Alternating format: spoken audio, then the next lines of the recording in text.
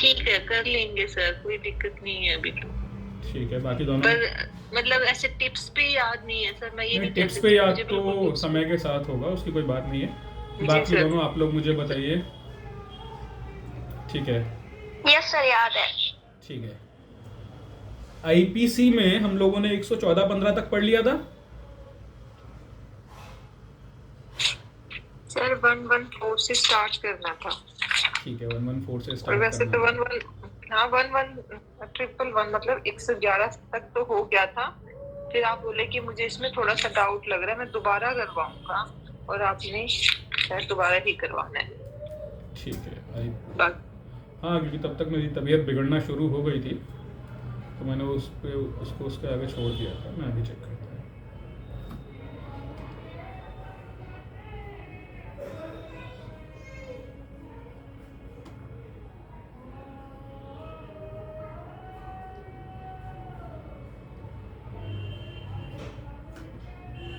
अच्छा, इसके अलावा कोई और ऐसा सेक्शन है जिसके बारे में यहाँ मतलब आप में से कोई ऐसा छात्र हो जिसको कोई जानकारी हो स्पेसिफिकली?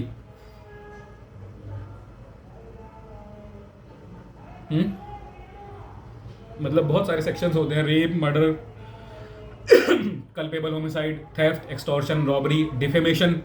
124 से 141। किसी ने कुछ पढ़ा है? सर पढ़ा तो है, सेकंड ईयर में, सेकंड सेम में था, हमें डेफामेशन पढ़ा है हमने। डिफेमेशन पढ़ा है? हाँ जी सर। ठीक है बच्चे, डिफेमेशन के बारे में कुछ मतलब अपने शब्दों में आप मुझे बता सकते हो? तो जैसे किसी को मतलब किसी को मानहानि पहुंचाना, किसी के बारे में गलत मतलब वो करना, पब्लिकेशन नहीं कर सकते हम किसी के बारे में गलत। ठीक है। हाँ जी, वो उसको बोलते हैं डेफामेशन। इसको पर आप इस इतनी सी लाइन को एक अक्षर में कैसे लिख सकते, मतलब 1-1.5 पेज में कैसे लिखोगे? कल को अगर आप मेंस देने के लिए बैठोगे तो इसको कैसे एक्सप्लेन करोगे? सर मैं कर सकती हूँ एक्सप्लेन इसको। बोल तो बच्चे। सर ये ना, डिफॉर्मेशन का मतलब होता है मानहानि, जो सेक्शन 1499 के 499 आई थी। हाँ, हाँ, 414 नहीं 499 के हाँ, उसमें है। 499 है। और इसके हाँ, तो इसमें क्या होता है कि सर जैसे है ना, हम किसी भी बंदे को किसी भी तरीके से मतलब हानि पहुंचाएं, ठीक है। या तो उसकी मतलब जैसे इंसल्ट करके, रिटर्न के थ्रू या स्पोकन के थ्रू या कोई साइंस के थ्रू, या मतलब कोई मतलब इस तरीके की कोई प्रेजेंटेशन, विजिबल रिप्रेजेंटेशन डाल के, तो वो डिफॉर्मेशन कहलाएगा। और डिफॉर्मेशन शायद 2 प्रकार का, लीबल एंड एक और था रिटन बाय साइन और बाय देखो, वर्बल। धारा 499 में और परिभाषित है, ये बात आपकी बिल्कुल सही है। कोई भी जी व्यक्ति डिफेमेशन तब करता है जो शब्दों, डिफेमेशन हमेशा याद रखिएगा शब्दों द्वारा होगा, ठीक है? अब वो शब्द बोले गए या पढ़े गए। उदाहरण के लिए मैंने ये कहा कि मेरा ये छात्र अमुक, फॉर एग्जाम्पल मेरा ये छात्र जिसका नाम है रवि, ये एक बेवकूफ इंसान है, ठीक है? या फिर ये एक अपराधी है, और वो सच में ऐसा नहीं है, तो मेरे बोले गए शब्दों के द्वारा डिफेमेशन हुआ। उसके बाद मैंने यही शब्द कहीं पढ़े, मैंने ये बात किसी को लिख के दी, ठीक है? मैंने सपोज वैष्णवी आपको लिख करके दी कि ये स्टूडेंट ऐसा है और ये अपराधी है, और मैंने एक झूठा कथन आपको दिया, तो आपने वो शब्द पढ़े और आपके जहन में एक गलत तस्वीर एक आदमी की बनी, या मैंने कहीं एक बोर्ड लिख के लगा दिया और वहां पर उन शब्दों को किसी और ने पढ़ा, ठीक है? तो डिफेमेशन या तो शब्दों के द्वारा होता है या फिर विजिबल रिप्रेजेंटेशन के द्वारा होता है। धारा 499 सिर्फ इतनी सी बात कहती है कि जो कोई भी शब्दों के द्वारा आइदर स्पोकन और रिटन और बाय विजिबल रिप्रेजेंटेशन, मतलब कुछ इस तरह से कोई रिप्रेजेंट करना किसी चीज को जो कि दृश्यमान है या कम से कम नजर के सामने है, ऐसे शब्दों के द्वारा, साइंस के द्वारा, इशारों के द्वारा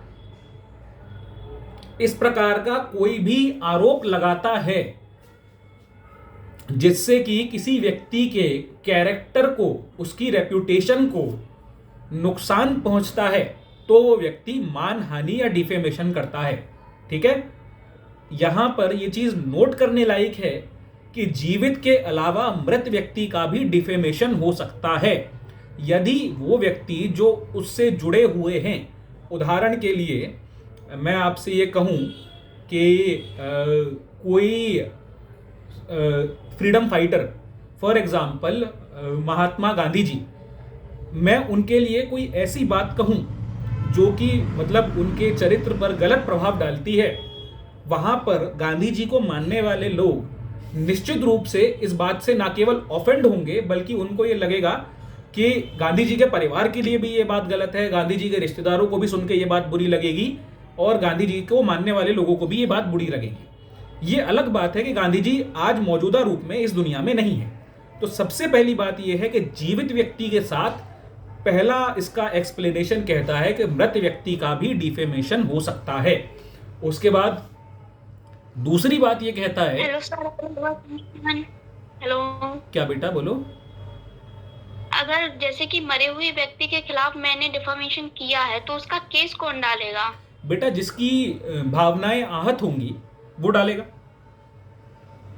पर मैंने तो जिसकी भावना आहत हुई है उसके बारे में कुछ बोला ही नहीं है, मैंने मरे हुए व्यक्ति के बारे में बेटा बोला है। ऐसे समझो कि आप वैष्णवी हो, ठीक है, यस, कल आप ईश्वर ना करे नहीं रही, और Yes, sir. परसों मैंने ये बोला कि वैष्णवी एक अपराधिक प्रवृत्ति की इंसान थी, ठीक है। उस स्थिति में किसको बुरा लगेगा? आपके परिवार को, माँ बाप को, भाई बहन को।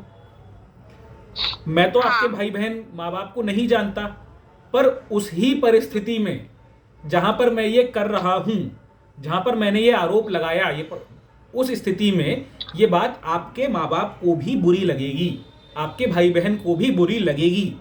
तो वहां पर उनके द्वारा, उनमें से किसी एक या एक सभी के द्वारा या कुछ लोगों के द्वारा मेरे खिलाफ मुकदमा दायर किया जाएगा। और आईपीसी धारा 499 के एक्सप्लेनेशन में स्पेसिफिकली ये बात लिखी गई है कि कोई भी आरोप जो किसी व्यक्ति की रेपुटेशन को नुकसान करता है, यदि वो इस प्रकार का है कि वो उसके फैमिली और नियर रिलेटिव्स, परिवार एवं करीबी जनों के लिए मतलब हर्टफुल है, उनको चोट पहुंचाता है, क्षतिकारक है, तो वहां पर उस परिस्थिति में वो डिफेमेशन की कैटेगरी में आएगा। तो धारा 499 एक्सप्लेनेशन 1 के तहत आप मैं इस अपराध के लिए दोषी हूंगा। समझ में आ रहा है? Okay sir. ठीक है। इसके बाद क्या डिफेमेशन किसी जीवित व्यक्ति या मृत व्यक्ति का ही हो सकता है या फिर किसी कंपनी का भी हो सकता है? सर कंपनी के बारे में भी हो सकता है, एक फ्लैश स्टेटमेंट दे दो किसी झूठी अफवाह के थ्रू, उदाहरण के लिए तो वो भी डिफेमेशन होगा। मोनिका कोई कंपनी चला रही है या नितिका कोई कंपनी चला रही है और मैंने सार्वजनिक रूप से ये कह दिया कि इसकी कंपनी चोर है, या कोई फर्म है, मैंने उस फर्म के बारे में कह दिया कि वो तो पैसा लूटने के लिए बनी है। मेरे पास भले ही इस बात के सबूत नहीं है, अगर हैं वो बातें अपनी जगह सच हैं तो वो तो मैटर ऑफ फैक्ट है, परंतु यदि मेरे पास उस बात के सबूत नहीं है और मेरे द्वारा कोई भी वोग एलिगेशन इस प्रकार का लगा दिया जाता है जिससे उस कंपनी, उस फर्म, उस बॉडी ऑफ एसोसिएशंस की प्रतिष्ठा को नुकसान पहुंचे, तो वो डिफेमेशन की कैटेगरी में आएगा। इसके अलावा मैंने किसी व्यक्ति को कोई बात जो मैं डायरेक्टली नहीं कह सकता वो इनडायरेक्टली कही, तो वो भी डिफेमेशन की कैटेगरी में आएगा। जैसे मोनिका के बारे में या अमित के बारे में मैंने बार बार ये बात कही कि अमित तो बहुत ही शरीफ आदमी है, कभी जिंदगी में चोरी नहीं कर सकता, ठीक है। अब मेरे से फिर किसी ने बोला कि अमित के बारे में ये बात पता लगी थी कि अमित कुछ वहां पे कर रहा था, अमित कहीं गया था, फिर मैंने दोबारा वही बात बोली कि अमित तो बहुत ही शरीफ आदमी है, अमित कभी जिंदगी में चोरी नहीं कर सकता। फिर अमित रैंडमली अमित के बारे में कोई बात आई, मैंने फिर यही बात बोली कि वो तो बहुत ही शरीफ आदमी है, कभी कुछ ऐसा अपराध कर ही नहीं सकता। भाई साहब कभी जिंदगी में चोरी नहीं कर सकता, इतना शरीफ आदमी है कि देवता उसकी शराफत की कस्में खाते हैं। यहां पर मैं क्या कर रहा हूं, मैं ये जो मैं कहना चाह रहा हूं वो मैं दूसरे तरीके से कह रहा हूं। आप ये बात समझ रहे हैं कि एक व्यक्ति को बदनाम सिर्फ बुरे शब्दों के द्वारा नहीं किया जा सकता, उसकी निरंतर तारीफ करते समय अपने लहजे को बदल लेना या अपनी आवाज की जो टोन है उसको नाटकीय रूप से ऊपर नीचे करके भी आप सार्काज्म क्रिएट करते हुए किसी व्यक्ति की बेइज्जती कर सकते हैं। ये बात भी डिफेमेशन में एक्सप्लेनेशन 3 में कवर करी गई है। ठीक है जी सर। अमित, समझ में आया? यस हाँ सर। हाँ, अमित तो बहुत अच्छा इंसान है। सही बात है, मैं भी यही कह रहा हूँ कि अमित बहुत अच्छा सर इंसान यही है। डिफॉर्मेशन होगी क्या? हाँ बेटा, स्टोन को बोल दिया मैंने सर, जैसे मैंने बोला हाँ बहुत बहुत अच्छा है, उसको तो उसकी तो शराफत की वो दाग देनी चाहिए, इस तरीके से ऐसी कोई ये भी बेटा language use सारी करना है। बातें वहां डिपेंड करती हैं जहां पर फैक्ट्स क्या है। नॉर्मली अगर हम लोग बात कर रहे हैं तो ये जी। डिफेमेशन नहीं है, पर जहां पर अमित का या किसी अन्य व्यक्ति का, सपोज मेरा ही चरित्र प्रश्नगत है और वहां पर अमित को द्वारा ये कहा जाए कि उत्कर्ष सर तो बहुत ही शरीफ आदमी है, वो तो सारी क्लास टाइम पे लेते हैं और पिछले 4 दिनों में उनके द्वारा एक भी छुट्टी नहीं करी गई है। अब ये बात आपको पता है कि 4 छुट्टियां मैंने करी हैं, तो वहां पर सारे तथ्यों को मौजूद रखते हुए, सारी परिस्थितियों को देखते हुए, क्वेश्चन ऑफ फैक्ट को कंसिडर करते हुए ये बात देखी जाएगी और उसके बाद जो निष्कर्ष निकाला जाएगा वहां पर यह तय होगा कि ये डिफेमेशन है या नहीं है। ठीक है, उसके बाद हम एक्सप्लेनेशन 4 देखेंगे। No imputation is said to harm person's reputation unless the imputation directly or indirectly is an estimation of others। ठीक है, कोई भी व्यक्ति कोई भी आरोप कब किसी व्यक्ति की प्रतिष्ठा को हानि पहुंचाता है, जबकि वो उसका मॉरल या इंटेलेक्चुअल यानी कि उसका बौद्धिक चरित्र या नैतिक चरित्र, मॉरल कैरेक्टर या कि इंटेलेक्चुअल कैरेक्टर को इफेक्ट करता हो, या फिर उस व्यक्ति के चरित्र को उसकी जाति में या फिर उन लोगों में जो उसकी विश्वसनीयता का ख्याल रख रहे हैं, जिनके लिए उसकी क्रेडिबिलिटी इंपॉर्टेंट है, वहां पर उन लोगों के विचार पर प्रभाव डालता हो, या फिर ये करता हो, या फिर ऐसा कुछ प्रभाव डालता हो कि ये यकीन किया जाए कि वो व्यक्ति एक लोथसम स्टेट में है, तो फिर वो आरोप ये माना जाता है कि इस आरोप द्वारा डिफेमेशन किया गया। अगर आरोप द्वारा ऐसा कुछ नहीं किया जा रहा, ना कि उसकी बौद्धिक चरित्र पर प्रभाव पड़ रहा है, ना कि उसके नैतिक चरित्र पर प्रभाव पड़ रहा है, ना कि उस व्यक्ति की विश्वसनीयता पर प्रभाव पड़ रहा है, ना कि उसकी जाति में कोई विपरीत प्रभाव उस आरोप द्वारा पड़ रहा है, या फिर ऐसा कोई प्रभाव नहीं पड़ रहा जहां पर यह माना जाए कि वो व्यक्ति एक लोथसम या दयनीय परिस्थिति में आ चुका है, तो उस स्थिति में ये नहीं माना जाएगा कि इस आरोप द्वारा इस व्यक्ति की मानहानि हुई। मानहानि का मतलब सिर्फ इतना सा होता है, सम्मान या मान जो कि लगभग समानार्थक हैं, उनको हानि पहुंचाना या नुकसान पहुंचाना। ठीक है, समझ में आया? हाँ जी सर। ठीक है, अब इसके अपवाद क्या क्या हैं?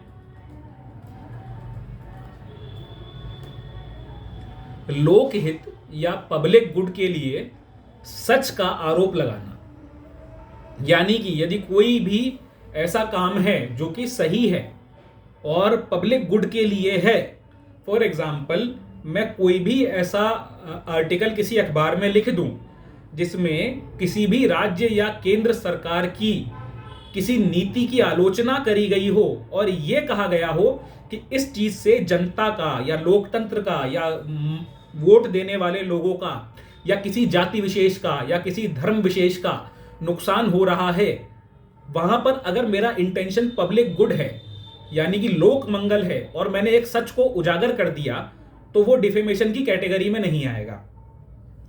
इस बात को स्पेसिफिकली अपने ध्यान में रखिए कि बेशक वो डिफेमेशन की कैटेगरी में नहीं आएगा, लेकिन जमानत 499 में करवानी फिर भी पड़ेगी, क्योंकि जजमेंट के समय यह निर्णय दिया जाएगा कि भैया ये आरोप सिद्ध हुआ या आरोप सिद्ध नहीं हुआ। ठीक है, सजा दी जाएगी या सजा नहीं दी जाएगी आरोप के आधार पर, यह बात आगे तय होगी। परंतु यहां पर स्पेसिफिकली यदि कोई मुकदमा दर्ज किया जाता है तो सीआरपीसी के तहत आपको जमानत करवानी ही पड़ेगी। ये लिंकिंग के लिए मैंने आपको बता दिया है ताकि आप 2 सेक्शंस को लिंक कर सकें। किसी भी सच को उजागर करना लोक मंगल की भावना से पहले अपवाद में आता है, जो कि डिफेमेशन की कैटेगरी में नहीं आता। दूसरी चीज, public conduct of public servant. ठीक है, पब्लिक सर्वेंट कौन होते हैं? Government officers. Government officers, politicians navy जो में किसी है, जैसे कॉन्स्टिट्यूशनल पोस्ट पर मिलिट्री हैं। में है, ये सभी पब्लिक ऑफिसर हाँ, तो जो भी धारा 21 में दिए गए हैं, जो धारा 14 में दिए गए हैं, या जो धारा 21 में दिए गए हैं आईपीसी की, सर जो पोक्सो एक्ट के अंदर बताए थे पब्लिक ऑफिसर, वो भी बेटा सारे के सारे कवर करे गए हैं। केंद्र सरकार या राज्य सरकार से तनख्वाह पाने वाला कोई भी व्यक्ति, या केंद्र सरकार या राज्य सरकार की, हाँ बेटा, सर जैसे कल रखा है, चपरासी है, इनको भी हम पब्लिक ऑफिसर तो नहीं बोल सकते। किनको बेटा?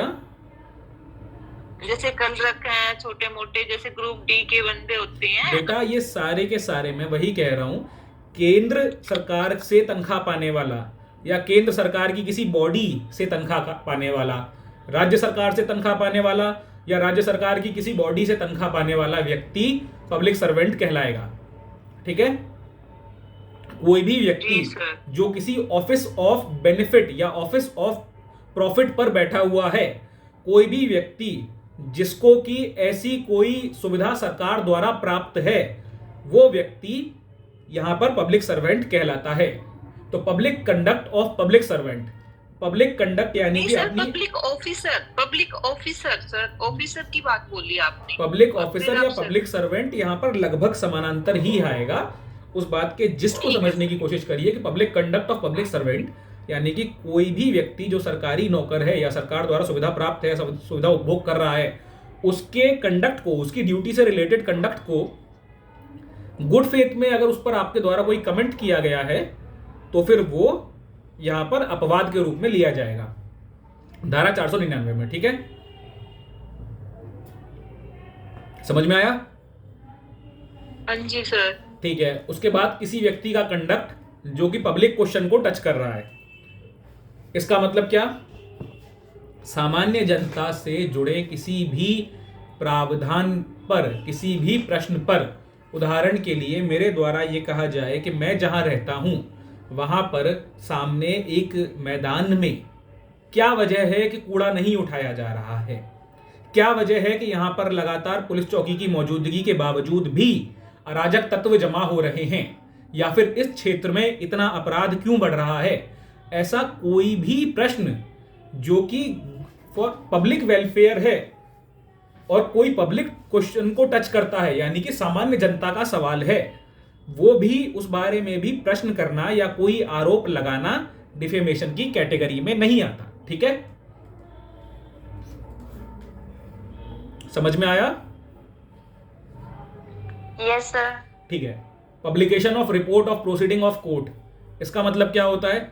यानी कि न्यायालय की जो टिप्पणियां हैं, जो कोर्ट ने किसी व्यक्ति के बारे में, किसी व्यक्ति के आचरण के बारे में, किसी व्यक्ति के चरित्र के बारे में जो भी बातें लिखी हैं, अनलेस न्यायालय का ये निर्देश हो कि इन टिप्पणियों को कहीं भी छापा नहीं जाएगा, जैसे बलात्कार पीड़िता की पहचान उजागर नहीं करी जाती या पॉक्सो के मुकदमे में पहचान उजागर नहीं करी जाती, तो जहां तक कि उन सारी बातों को ध्यान में रखते हुए, न्यायालय के दिशा निर्देशों का पालन करते हुए सारी की सारी कार्यवाहियों को यदि अखबार में या किसी अन्य डिजिटल माध्यम में या कहीं भी किसी भी रूप, प्रारूप या माध्यम में छाप दिया जाता है या उसके बारे में लिखा जाता है, तो वो भी डिफेमेशन की कैटेगरी में नहीं आता। ठीक है,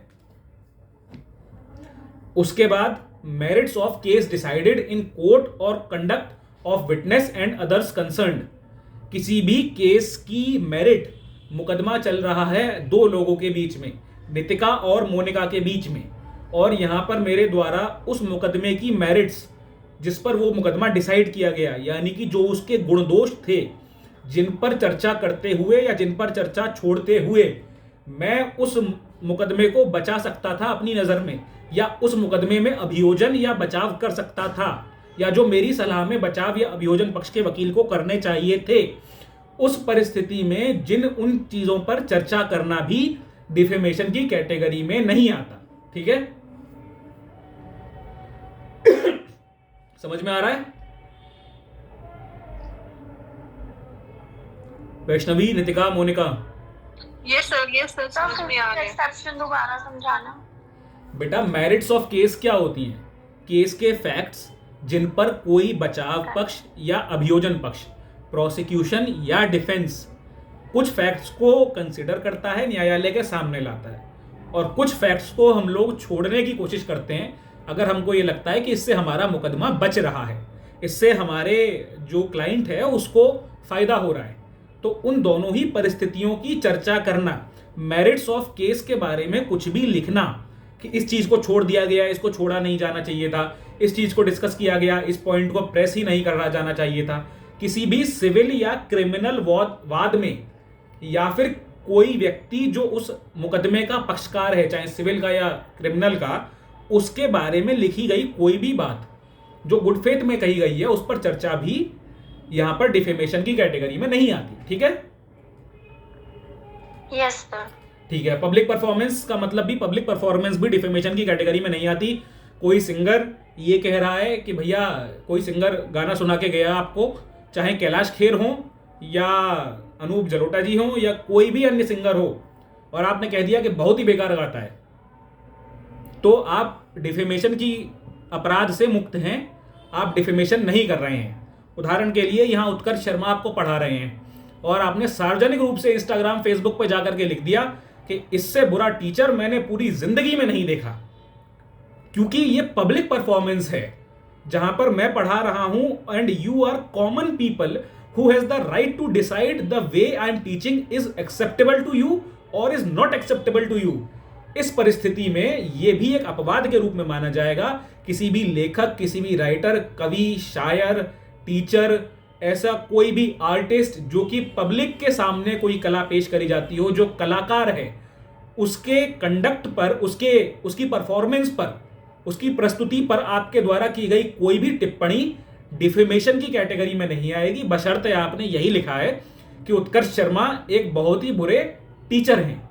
अगर आपने ये लिखा है कि उत्कर्ष शर्मा बहुत बुरे टीचर हैं और उसके साथ लुटेरे भी हैं, तो फिर मैं आपको 499 का नोटिस भेज दूंगा। समझ रहे हो? मतलब 499 में एक एफआईआर हो जाएगी। ठीक है जी सर। उसके बाद क्या चीज आती है? अ परफॉर्मेंस में भी submitted for judgment of public authority. ठीक है, कोई issue. 7th exception, censure passed in good faith by person having lawful authority over another.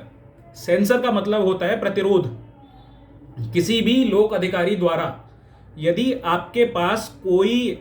उसके पास कोई पब्लिक अथॉरिटी है, उस परिस्थिति में उसके द्वारा कोई प्रतिरोध लगाया जाता है आपके किसी काम पर, तो वो भी डिफेमेशन की कैटेगरी में नहीं आएगा। ठीक है? ठीक है? Yes sir. और कोई भी आरोप, कोई भी अक्यूजेशन जो गुड फेथ में लगाया जाता है ऑथराइज पर्सन के द्वारा, तो वो भी गुड फेथ की कैटेगरी में नहीं आएगा। फॉर एग्जाम्पल, आपका किसी ने पैसा चुरा लिया, आपके पास पर्याप्त सबूत हैं कि इस व्यक्ति ने मेरा पैसा चुराया है, आपने ये आरोप लगा दिया, आपने जाकर के उसकी 378 में एफआईआर कर दी, तो भैया ये डिफेमेशन की कैटेगरी में थोड़ी आ जाएगा कि इसने मेरे कैरेक्टर को, मेरे चरित्र को नुकसान पहुंचाया, मेरी कास्ट में मेरी जो चरित्र था, मेरी जो रिस्पेक्ट थी, उस पर प्रभाव पड़ा। वो चीजें अगर पर्याप्त रूप से साबित करी जा सकती हैं और सच हैं, पब्लिक गुड की इंटेंशन से कही गई हैं, तो वहां पर सत्य का आरोप अपराध, मानहानि के अपराध की श्रेणी में नहीं आता। ठीक है?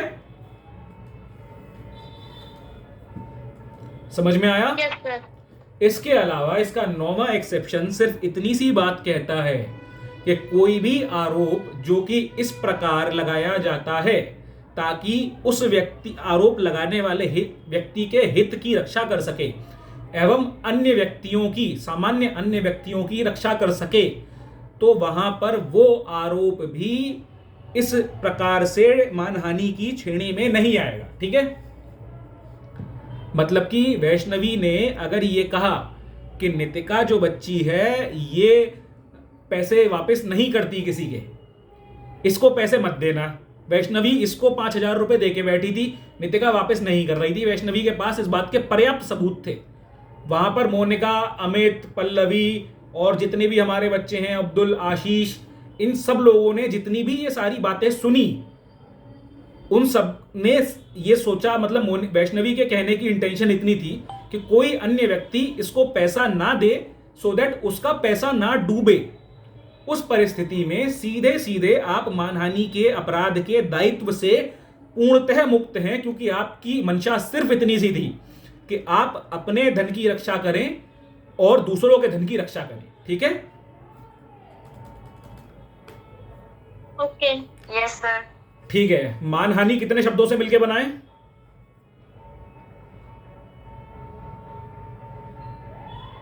बताओ, मानहानि कितने शब्दों से मिलकर बनाए? या मानहानि का संधि विच्छेद की जाए तो क्या होगा? मान और हानि दो शब्द है। दो होगा। धारा 500 सिर्फ इतनी सी ही कहती है कि ये मान की 1 साल और हानि की 1 साल, यानी कि कुल मिला के 2 साल ये सजा होगी मानहानि की, एवं जुर्माना या दोनों, या तो 2 साल की सजा तक, 2 साल तक की सजा, या जुर्माना या दोनों। ठीक है? Yes sir. ठीक है। और मानहानि की सजा अगर होगी तो आपको मेहनत करनी पड़ेगी या नहीं करनी पड़ेगी? रिग्रेस होगा या सिंपल होगा? सर सिंपल इम्प्रिजनमेंट है। मानहानि छोटी प्रकृति का अपराध माना जाता है, जहां पर स्पेसिफिकली ये क्रिमिनल नेचर का ऑफेंस, मतलब हीनियस क्राइम नहीं है। थेफ्ट, एक्सटॉर्शन, रॉबरी या रेप या बाकी जो इस तरह के अपराध हैं जहां जो स्टेट के विरुद्ध अपराध होते हैं, मानहानि अगर सामान्यतः देखा जाए तो जनरल नेचर में सामान्य प्रकृति में किसी इंडिविजुअल के विरुद्ध अपराध होता है। उस परिस्थिति में ऐसे आरोपों में जो सजा होती है वो सामान्य सजा होती है, उसमें मतलब कैद बा मशक्कत ना हो करके सिंपल इम्प्रिजनमेंट होता है। ठीक है? और हो सकता है कि आपके ऊपर केवल 50 रुपए का जुर्माना लगा के न्यायालय छोड़ दे, या दोनों चीजें भी दे सकती है। ठीक है? सर ये तो डिपेंड करेगा ना, depending upon the nature of offence. क्या कहा गया है? Yes. मेरे द्वारा किसी को चोर कहा गया है या मेरे द्वारा किसी महिला को चरित्रहीन कह दिया किसी गया है? कंपनी के लिए ही हो गया हो, किसी कंपनी के लिए तो क्या 50 रुपए में थोड़ी छोड़ेगा उसको, तो वो बेटा ज्यादा ये लगेगा। सारी बातें फैक्ट्स पे डिपेंड करती हैं। ये निर्भर करता है कि क्या कहा गया है। मेरे उस कथन से उस कंपनी को अगर 5 रुपए का नुकसान हुआ है तो हो सकता है 50 रुपए के जुर्माने पे छोड़ दे, और मेरे उस कथन से मान लीजिए कि मैं इतना बड़ा उद्योगपति हूं कि किसी कंपनी के शेयर 10% नीचे आ गए, तो हो सकता है कि जुर्माना 1 लाख पे भी ना छोड़े। जी सर। जब बाबा रामदेव द्वारा ये आरोप लगाए गए कि पेप्सी में ऐसे पदार्थ होते हैं या कोको कोला में ऐसे पदार्थ होते हैं जिनसे कि मतलब जो मानव शरीर के लिए नुकसानदायक हैं, मतलब इस चीज के सार्वजनिक रूप से सबूत हैं कि रामदेव जी द्वारा ऐसे आरोप लगाए गए, उस परिस्थिति में जो सॉफ्ट ड्रिंक कंपनीज थी उनके शेयर 10% से ज्यादा नीचे आ गए थे। जब राजीव दीक्षित जी द्वारा ऐसे आरोप लगाए गए थे तो उस परिस्थिति में कंपनीज के शेयर, एमएनसी कंपनीज के शेयर नीचे आने शुरू हो गए थे। तो वहां पर अगर वो डिफेमेशन का मुकदमा दर्ज कराते तो न्यायालय 50 रुपए के जुर्माने पर थोड़ी छोड़ देता। अगर सारे तथ्य सही पाए जाते और ये पाया जाता कि साक्ष्य केवल कंपनी को बदनाम करने के लिए ये बात कही गई है, तो उस परिस्थिति में क्या 50 रुपए के जुर्माने पर छोड़ दिया जाता? संभव ही नहीं था। इसके अलावा एक बात और भी है कि यहां पर एक एक्सेप्शन भी बनता था। पब्लिक कंडक्ट के लिए, पब्लिक गुड के लिए कोई आरोप लगाया गया, अगर उसके पर्याप्त सबूत थे तो हो सकता है वो छूट भी जाते, डिपेंडिंग अपॉन द फैक्ट्स। ठीक है? मैंने आपको मानहानि की सजा बता दी। मान में 1 शब्द, हानि में 1 शब्द, कुल मिला के 2 शब्द, 2 साल तक की सजा। ठीक है? प्रिंटिंग और engraving matter known to be defamatory. कोई भी ऐसा अपराध, कोई भी ऐसा शब्द या कोई भी ऐसा कंटेंट छापना या उसको कहीं इनग्रेव करना। इनग्रेव करने का मतलब पत्थर पे एक तरह से, जैसे आपने कई बार देखा होगा कई जगह पर, मतलब खास तौर पे देखा गया है मॉन्यूमेंट्स में जाके कोई भी एक नाम लिखा होगा, एक्स सपोज विशाल, और नीचे लिखा होगा विशाल गधा है। हमारे लोग क्या करते हैं कि किसी भी जगह, किसी भी स्कूल में जाके, किसी भी स्कूल्स के वॉशरूम में या क्लास में, जिस क्लास में वो बच्चा पढ़ता है, वहां पे जाके लिख देते हैं कि ये बच्चा बेवकूफ है। तो ऐसा, या कोई भी किसी पब्लिक सर्वेंट के लिए लिख दिया जाए, किसी पब्लिक कंडक्ट में लिख दिया जाए, किसी भी ऐसी वजह से लिख दिया जाए, या तो छाप दिया जाए या लिख दिया जाए। प्रिंटर से प्रिंट निकाल लीजिए या दीवार पे लिख आइए पत्थर से घिस के, या बेंच पे लिख दीजिए खुरच के। तो जहां पर आपको ये पता है कि ये मैटर डिफेमेटरी है और आपके द्वारा छापा गया या लिखा गया, तो वो 2 साल की सजा। ठीक है? और ऐसा ही कोई लिखा हुआ, छापा हुआ मैटर आपके द्वारा बेचा जा रहा है। मान लीजिए कि मैं सरकार के किसी अधिकारी पर यह आरोप लगा दूं कि ये व्यक्ति ऐसा है, बुरा है, चरित्रहीन है, रिश्वतखोर है, और इन सारी बातों को एक कागज पे लिख करके मैं आपको दे दूं और आप वो पंपलेट 1-1 रुपए में बांट रहे हैं, आपको भी 2 साल की सजा हो सकती है। इसको याद करने का सीधा सा तरीका 499 में डिफेमेशन, 500 में उसकी 2 साल की सजा, 2 साल तक की सजा जुर्माने के साथ या जुर्माने के बिना। उसके बाद एक शब्द याद कर लीजिए, PES, पेस। 501, 502। 501 में प्रिंटिंग और इंग्रेविंग, 2 शब्द 2 साल तक, 2 अक्षर 2 साल तक की सजा। 503 में भी अगर उस चीज को बेचा जा रहा है तो भी 2 साल की सजा। ठीक है,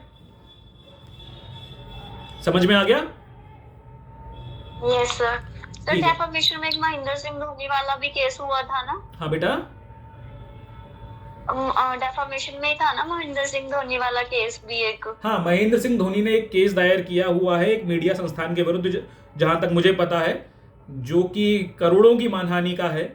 इसके अलावा विनोद दुआ के द्वारा एक केस, मतलब एक सरकार की नीतियों को वो करा गया था, क्रिटिसाइज करा गया था, और विनोद दुआ एक बहुत ही सीनियर जर्नलिस्ट थे। तो वो तो खैर केस शायद सेडिशन तक में चला गया था, वो डिफेमेशन पर नहीं आएगा मेरे हिसाब से। पर महात्मा गांधी के द्वारा एक बार एक केस किया गया। जो चीजें सेडिशन में जाती हैं ये जनरल प्रिंसिपल ऑफ लॉ नहीं है, लेकिन जिन बातों पर सरकार आपको 124A में लपेट सकती है, वहां पर सरकार आपको 499 में भी लपेट सकती है। जैसे महात्मा गांधी ने एक केस, एक आर्टिकल की ब्रिटिश सरकार की बुराई करी थी, तिलक साहब ने बुराई करी थी, या विनोद दुआ ने एक वो क्रिटिसाइज करा था, या महेंद्र सिंह धोनी के पॉलिसीज को। महेंद्र सिंह धोनी तो खैर गवर्नमेंट सर्वेंट नहीं है तो यहां पर कंसिडर नहीं करा जाएगा, लेकिन जहां पर, या कन्हैया कुमार का केस था जो आपने पढ़ा होगा, JNU में नारे लगे थे। तो ऐसी सारी चीजों में जहां पर आपके खिलाफ 124A का मुकदमा बनता है, वहां पर 124A बने ना बने, यदि छोटी प्रकृति का अपराध है तो आप ऐसे समझ सकते हैं कि 499 की संभावना भी बराबर बनी रहती है। क्योंकि यदि आपकी इंटेंशन राजद्रोह की नहीं भी थी तो भी आपके द्वारा कोई ऐसा काम किया गया जिससे कि सरकार के चरित्र पर प्रभाव पड़ा, सरकार की बेइज्जती हुई, तो वो सारे अपराध भी 499 की कैटेगरी में आ जाएंगे। ठीक है,